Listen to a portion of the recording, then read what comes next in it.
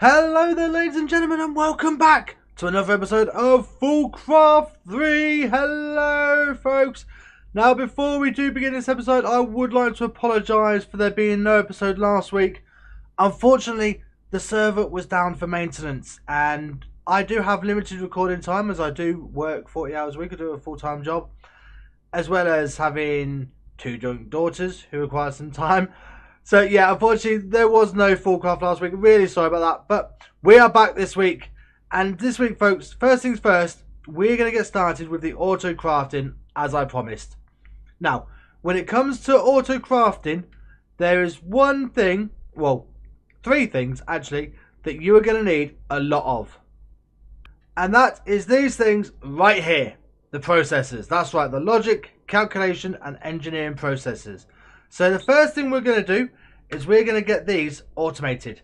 Now, as you can see, I have gone and lit up this area. I was getting fed up of the darkness. So at least now we can see what we're doing. You can see the green line running all around. And that's going to have our that has our terminals attached to it. We have the white line with all our storage. And we have this magenta line coming down here where our auto crafting is going to be hooked up to. So you know what? I think we might as well hook it up to this here. Now, when I say it, what we're going to be doing is we're going to be using the automatic inscribers to automatically make these. So we're going to need 8 of them, if I remember correctly. We're going to use 2 of them to make silicon circuits, 3 of them to make the printed logic, engineering and calculation circuits, and then 3 more to actually make these, the processors. So yeah, I'm going to go ahead and get all those connected up. No, I'm not going to be showing you a tutorial. There are plenty of tutorials online. This actually I've cobbled together myself.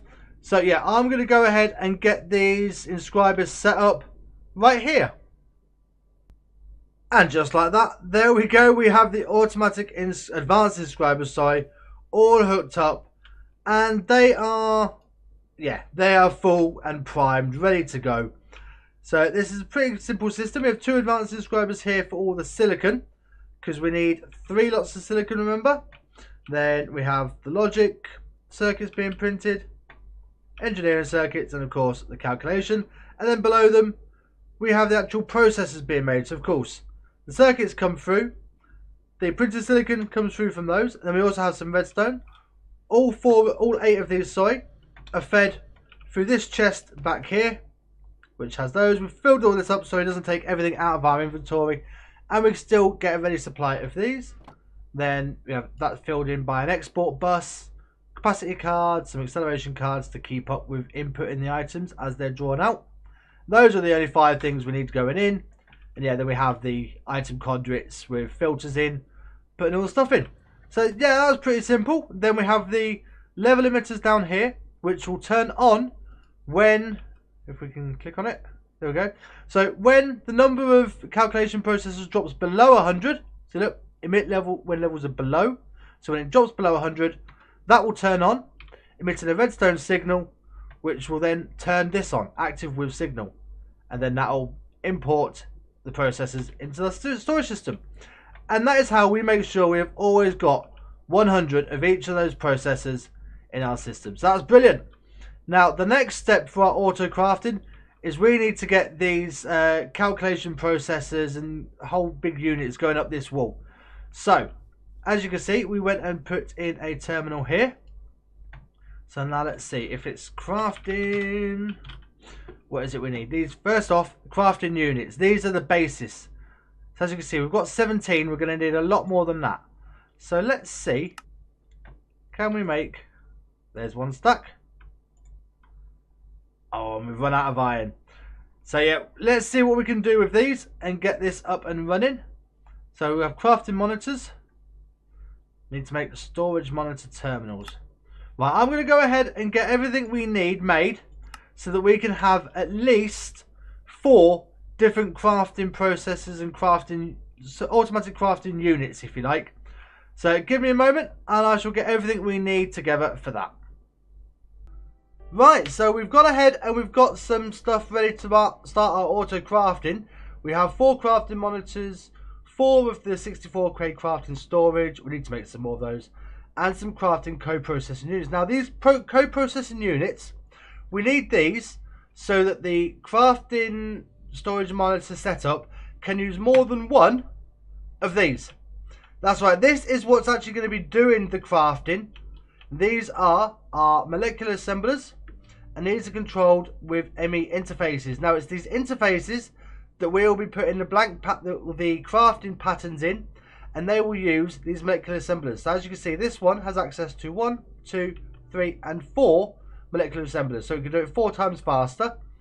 Now this channel down here has 32, so it's 32 of the interfaces all connected up.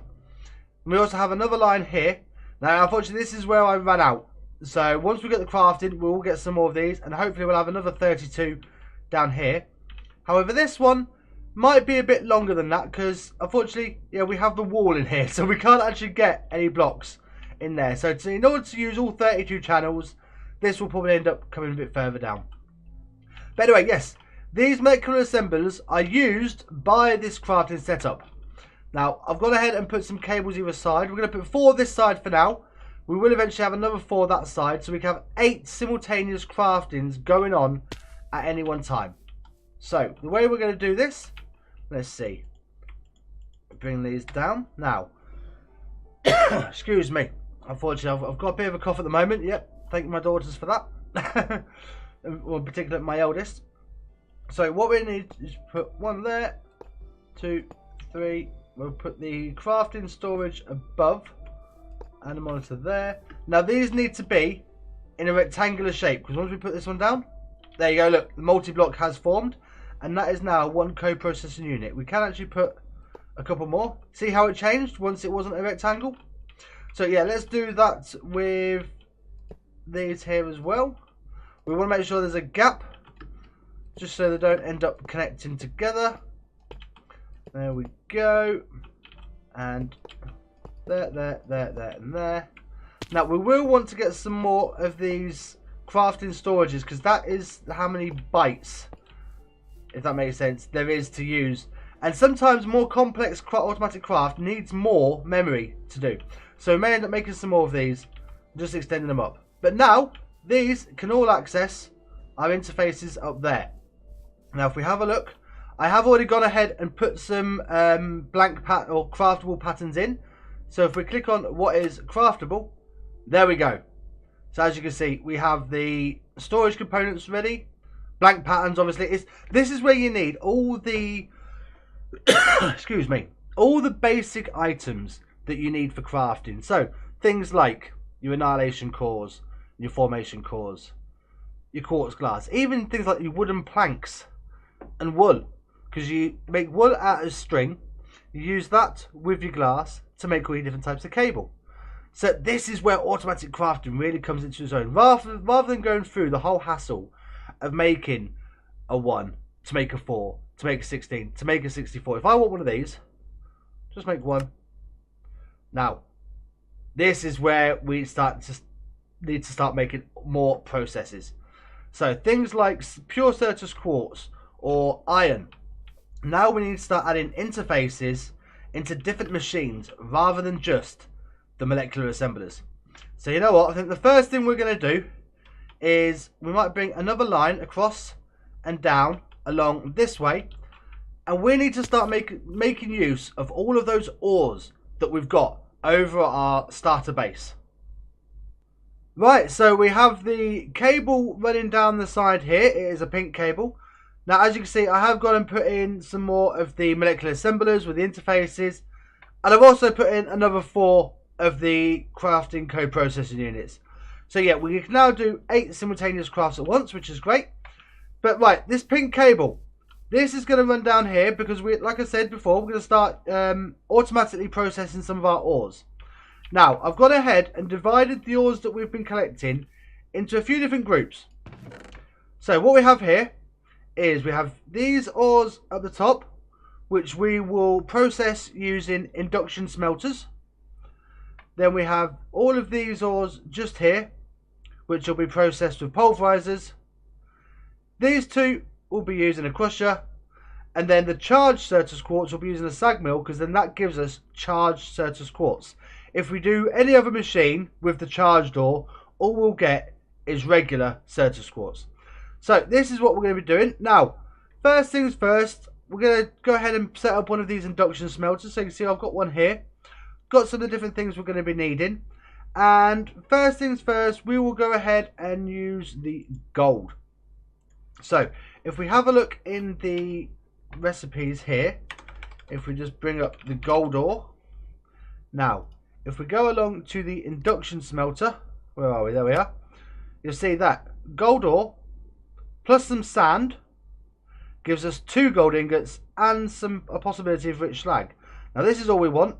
So it's this recipe that we need to make. So let's go over to the pattern terminal. Now we're not going to be making a crafting. Let's get rid of that. We're not making a crafting pattern. We're making a processing pattern. So what we need is a gold ore. And do I not have any? Right. This is why we need to start moving all the stuff over, because I think it is disconnected. Every now and again it glitches out and we disconnect. So yeah, at some point those miners we'll need to bring over here. Maybe we'll stick them in the basement or something. But yeah, we need to move all this over. Anyway, I've got 1 gold ore down here for now. Now, do we have any sand over here? No, we don't. Do we have to... Yeah, let's see. If we do it in here, we've got loads. So why didn't it come up? Aha. No. Pat, you derp. Right, okay. So, if we take a sand and a gold ore. Oops. Dang it. Hang on. Let's just keep these on us. So, sand and gold makes 2 gold ingots. So, let's see. Sand and gold, 2 gold ingots. Make the pattern. There we go. See, look, 1 sand and 1 gold ore gives us 2. Right. Okay, so let's get rid of these. Now what we need to do, if I remember this correctly, we need to use some cables. Right. So we leave a gap. Cable. The induction smelter. Oh, lag spike. Hey up. Oh, I thought the game would crash for a second then. But anyway, no. So interface goes on there. Now, in this interface, we have this pattern. Like so. But however, so that's going to put the gold and the sand in, but we still need a way of getting it out. And for that, we use the import bus. So if we do this. Now, we want a cable on there, but we don't want that cable to connect straight up. So, cable anchor, this is where maybe just, might not even be necessary. I just like it because it keeps it nice and tidy. Now that should work. But however, this needs powering. So eventually we will run a power line underneath. But for now, just to demonstrate and make sure it works, we'll stick a flux point under here. So that has power. Is this going to... Takes a while for it all to register. But hopefully, once that's registered, we should be able to craft gold. Yep, there we go. Look, we can now craft gold. So let's see. Can we craft 2? Available 1 sand, 1 gold ore to craft 2. Start that. And hopefully, I mean, yeah, we've actually got plenty of gold in there, but that should have worked. Or do I have to filter? Yeah. Oh, right. Okay. Yeah, dirt. So that, there we go. Goes in. Then that is out, I believe. So let's put it in. And it take it out. Yes. Success. Brilliant. There we go. Now what we need to do is do that for all of these ones along the top. Right, ladies and gents, it is now the next day from that previous clip, and I've gone ahead and put a few more of the induction smelters in. That's right. I've also gone and got some pulverisers in. Yes, sirree. We have 8, 16, 24, 32 induction smelters and 32 pulverisers. Now, as you can see, I've had to run some more cables down. Excuse me. Oh, dear. Yes, I've still got the cough the next day. So, yes. 16 of these requires 32 channels because you have the import, oh dear, and the interface. So we have all of these up. Now, instead of running round and having to put the, excuse me,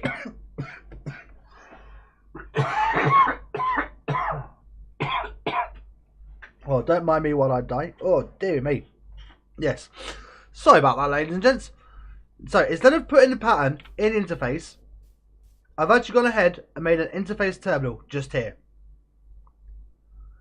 And we can actually go ahead and put all the patterns that we want in this terminal right here. Save us having to look through all the interfaces. So as you can see, crystal growth chamber. Yes, I went and moved that in from our original base. We now have that in over there. So then you can put the pattern there. We have the induction smelters, all 32 of them, with the patterns in. Come on down. Molecular assemblers. That's all the ones that we have up there. And then if we come on down, we also have 32 pulverisers. Brilliant. So that is all the pulver. And then as we come across recipes that we need, we'll just simply make the recipe in the pattern terminal, stick it in the interface terminal, and it's ready to go. So I think what I'm going to do now is we still need to put in some crushers, some sag mills, and some alloy smelters, and I'm thinking we might put those in just above here, because if I put in a few, we might still be able to get away with using a magenta line, or we might even possibly run down either the orange or the grey, one of these lines as well. Maybe the orange, we'll run that down as well, and we'll get those in at the top here. But I'm probably going to do that next step, maybe in between episodes, folks, because we're starting to get to the end of this episode, and we have got quite a lot done today. Like I say, we have the induction smelters in, we have the pulverisers in, we've got some more of our auto crafting units, and also I went and put in these here. Now these are spiderweb trees on hopper and bonsai pots on top of hoppers. I was having a problem with my spider spawner over at the main area, in that it kept spawning skeletons trapped in blocks, and yeah, that was causing quite a few problems on the server. So I've changed it up. I now have 30 spiderweb trees that go into, feed into the chest, and then the chest feeds them into the system via that import bus, and that now allows me, just overnight, I did this yesterday, I think I've got something like 16,000 string. So all of our string to make the whirl for all of our cabling, yeah, that's all now sorted. And I also brought over these stonework factories from our old place, so that we can have all the sand and glass and silicon that we could ever need. And again, that is hooked up with a storage bus, so that is connected to the system as well.